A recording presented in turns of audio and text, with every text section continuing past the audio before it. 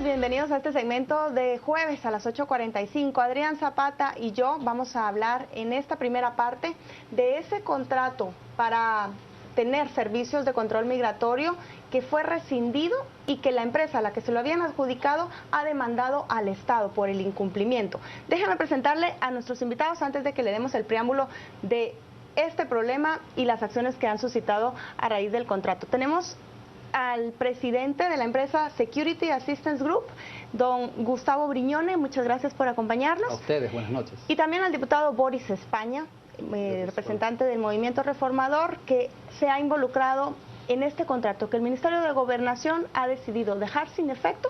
Eran 850 millones lo que le iba a costar al Estado de Guatemala tener un servicio en las aduanas terrestres, marítimas, aéreas, con un sistema de tecnología de punta con control de huellas, de reconocimiento de rostros, identificar quién sale y quién entra del país. Pero eso quedó en impasse porque el Ministerio de Gobernación cree que hay anomalías y quiere volver a licitar el concurso. Mientras tanto, la empresa SAC, cuyo representante está acá con nosotros, ha accionado ya legalmente. Empecemos entonces con el presidente de SAC. 109 millones de dólares iba a costar este servicio. No. Empecemos por allí, por el precio. Aclaraciones. El primer tema es que el ministro actual no rescindió el contrato. El contrato fue rescindido por el ministro López Bonilla y fue sostenido por la ministra Eurice Mendizábal. El gobierno actual y el ministro no rescindió nada, simplemente se mantuvo en la postura de no decir nada porque era un tema heredado por él. O sea, el gobierno actual no rescindió el contrato, estaba rescindido. Punto uno. Punto dos, el contrato no es de 109 millones de dólares. El valor del contrato, como no es ninguna venta ni ninguna de equipamiento, es simplemente un registro de control migratorio en los cuales nosotros licitamos por un valor estimativo, o sea que el valor del contrato va a ser dado el último día del que funcione este contrato. Es muy sencillo, si la gente viene y ingresa al país, el contrato funciona y está registrada. Si por X causa, por ejemplo como sucedió ahora en Bruselas, por un atentado o por un tema geográfico o por una enfermedad, la gente no ingresa al país, usted no tiene absolutamente nada. Es por registro, no se vende absolutamente nada. Yo tengo una duda antes de pasar con el diputado de España. Primero, bienvenidos, obviamente. Estamos hablando entonces de que el contrato que se firma no tiene un precio. Tiene un precio estimativo por lo que usted nos refiere. Específicamente cuando nos hacemos la cotización es por valor de registro y el valor de registro promedio de ingreso de una persona que pasa por migraciones es 2,46 dólares masiva. Eso es específicamente. Pero el monto del contrato, porque aquí, según la regulación nacional, la adquisición de un bien o un servicio tiene que tener un valor. Correctísimo. Entonces, para esos efectos, porque eso incluso define la forma de contratar. Sí, señor. Para esos efectos, ¿qué valor se le dio al contrato? Bien, eso el valor del contrato es la cantidad de registros estimadas por el valor. El movimiento que estimó en su momento en el Ministerio de Gobernación fue de aproximadamente unas 40 millones de personas. Nosotros por nota dijimos, señores, es imposible que ustedes tengan esta cantidad. Para que tengan una idea, por la cantidad de pasajeros que hoy por hoy simplemente pasan por el aeropuerto de La Aurora, para poder llegar a esas cantidades había que hacer de un día para el otro, multiplicar por 2 veces y media, o sea, tener un aeropuerto que sea 2 veces y medio más grande, con un flujo de vuelos 2 veces y media más grandes. Nos dijeron que esos eran los números que ellos estimaban, nosotros seguimos creciendo. ¿Y esos 40 millones dan? 109, exactamente. Ese es el monto del contrato. Exactamente. Pero pongamos un poco en autos a la audiencia. Antes de suscribir el contrato con ustedes, hubo un acuerdo gubernativo que fijó en 15 dólares un impuesto que pagaban los que salían del país vía aérea y que iba a financiar este servicio de control migratorio. De ahí salía ese dinero, del tráfico aéreo que tiene Guatemala y que ahora incluso el INGUAT está adversando porque dice que eleva los costos de los boletos aéreos. Solo para aclarar eso. El diputado intervino ayer, convocó a una reunión con ustedes, la Procuraduría General de la Nación, el Ministerio de Gobernación, para ver si este contrato es viable o no. ¿Cuál es su conclusión, diputado? Efectivamente, nosotros hicimos un análisis del tema del contrato. Vale la pena decir que Guatemala está atrasado en el tema migratorio, que es necesario que tengamos un sistema biométrico de detector de iris, de reconocimiento facial, de huellas dactilares. Sin embargo, hay cosas que en el contrato generan suspicacias. Una de ellas es la que usted acaba de mencionar, el acuerdo gubernativo que firma en enero del 2014 el presidente Otto Pérez Molina con Mauricio López Bonilla. Posteriormente de la firma del contrato que se da en el 2014, el 5 de diciembre, y la rescisión de López Bonilla un día antes de irse. Pero la forma como realiza López Bonilla el mecanismo de rescisión, eso fue lo que no fue correcto.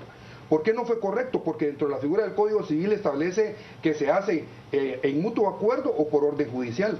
Y él por fuerza mayor ya se iba, por fuerza mayor viene, dictamina, y luego la ministra Mendizábal debió correr esas 10 días de audiencia a la empresa para que la empresa pudiera manifestarse al respecto. Entonces, esos fueron los dos errores que se cometieron en su momento. Nos generó duda el tema del valor del monto del contrato. Efectivamente viene de los $15 que se está cobrando, los cuales eran alrededor de $2 y pico, $2.50 para la empresa. Pero también hay dudas ahí que vale la pena que sean aclaradas. Una es que se hacen 2 eventos de licitación, en los 2 eventos gana la misma empresa, gana el 100% a la empresa se constituye con un capital de 5,000 quetzales, 100 pesos de una señora que vive en la zona 1 y 4,900 de no sé quién más, que eso lo establece la Constitución, la ley de Guatemala, y que también el Código de Comercio, y que también después se registra después de adjudicado el contrato. Esas son de las cosas que generan duda, que generan suspicacia. Y otra, que lo dijo muy bien el señor Gustavo, es que subestima la cantidad de los turistas más o menos en un 40%.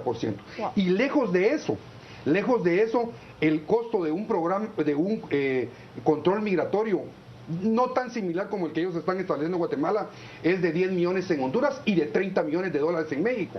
O sea, México, que tiene más puertos, que tiene más aeropuertos, que tiene diferentes entradas en diferentes lugares del mundo, y nosotros estamos hablando de 109 millones que iban a salir de aquí, no tienen costos para el Estado, y que aparte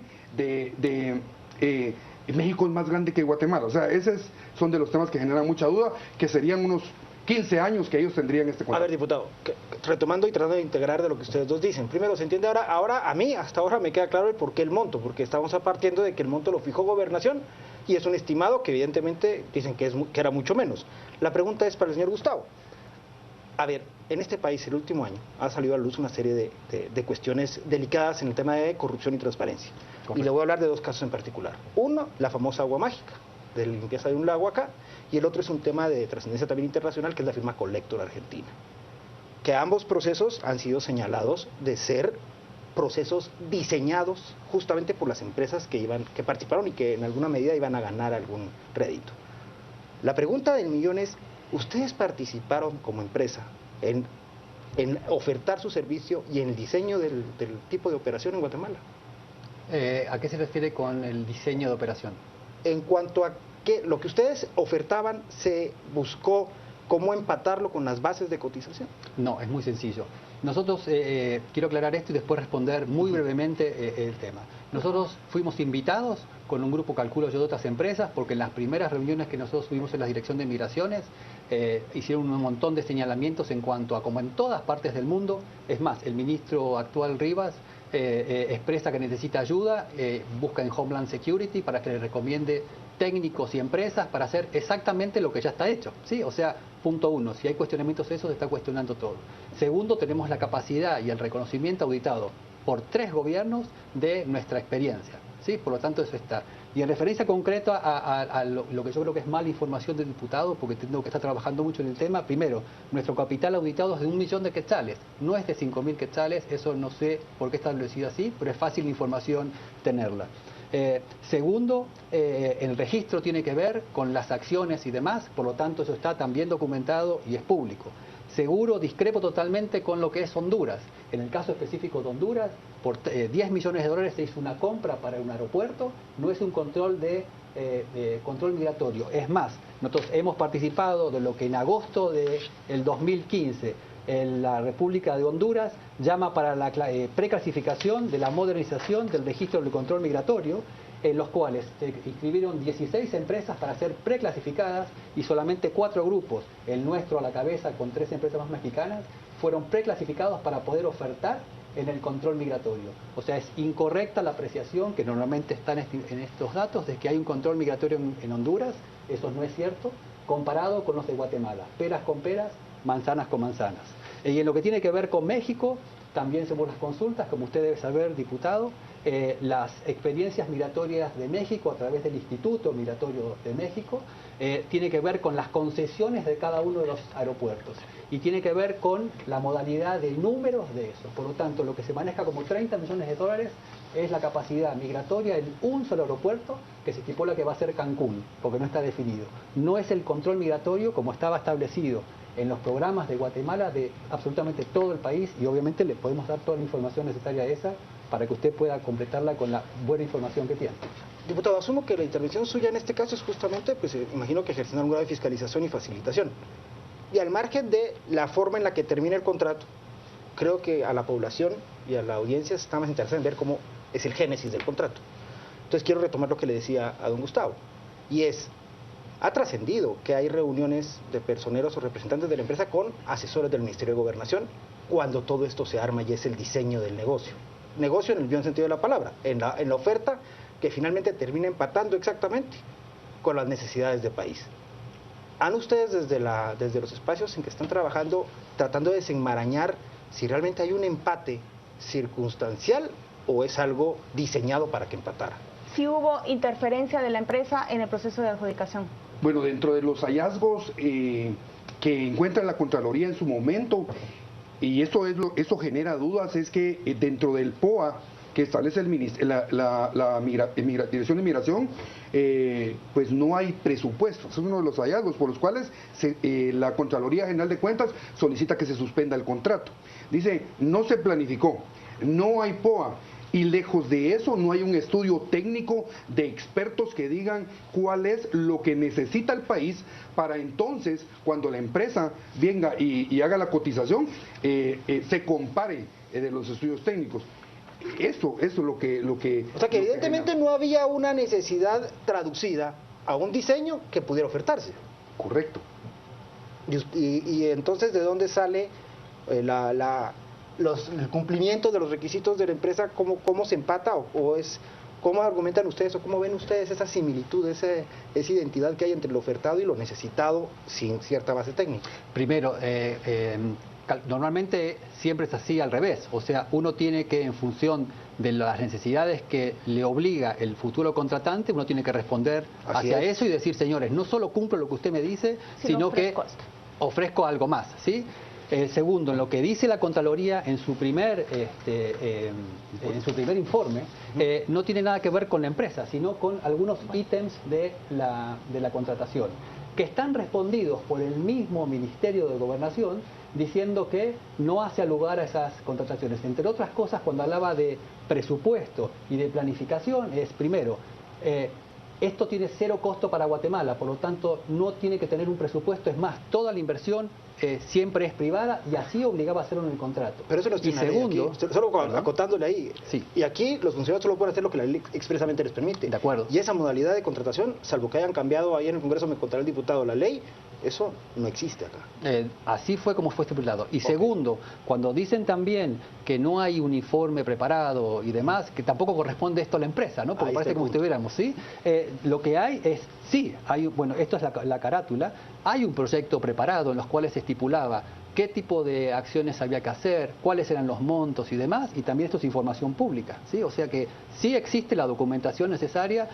Yo ya ahora ni siquiera hablo como empresa, o sea, nosotros, en función de lo que el mismo gobierno en su momento estableció, nosotros, como el resto de las empresas, tratamos de adecuarnos a eso en nuestra presentación. Gustavo, ¿tuvo usted una reunión con Otto Pérez Molina, intermediada por el actual canciller, como cita una investigación del periódico, en la que usted se acercó al mandatario para tener ese primer encuentro para antes de ofertar su servicio? Es muy concreto y está documentado y realmente me pareció no solo tergiversado, sino falso. ¿En qué contexto se reunió usted con Otto Pérez Molina? A través de una invitación que nos hace el gobierno de Guatemala a un, si no me equivoco, a un centro de inversión extranjera o algo por el estilo, en los cuales el embajador Che era el embajador para la inversión.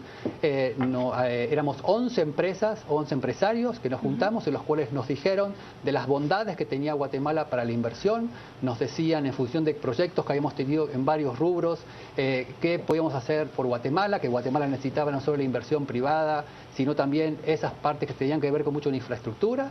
Y a la finalización de esa reunión en el centro de inversión, bajó el presidente Otto Pérez, nos saludó a cada uno de los empresarios, nos dijo que necesitábamos del apoyo, en Guatemala necesita del apoyo de ustedes, en este país van a encontrar calidez humana, buena mano de obra y seguridad jurídica, los invitamos a que estén acá. Ese fue el encuentro, el mismo medio lo documenta con un informe público que se hace, donde figura cada uno de los nombres de los empresarios que estuvimos ahí. ¿Qué es SAG en concreto y qué experiencia tiene para ofertar este servicio en Guatemala? Correcto. El servicio en Guatemala se hace a través de un consorcio que nosotros tenemos a nivel mundial con la empresa japonesa NEC. Esto es para SAG NEC, ese es el consorcio suizo-japonés. La experiencia que tenemos ¿qué es lo que aporta cada uno del consorcio?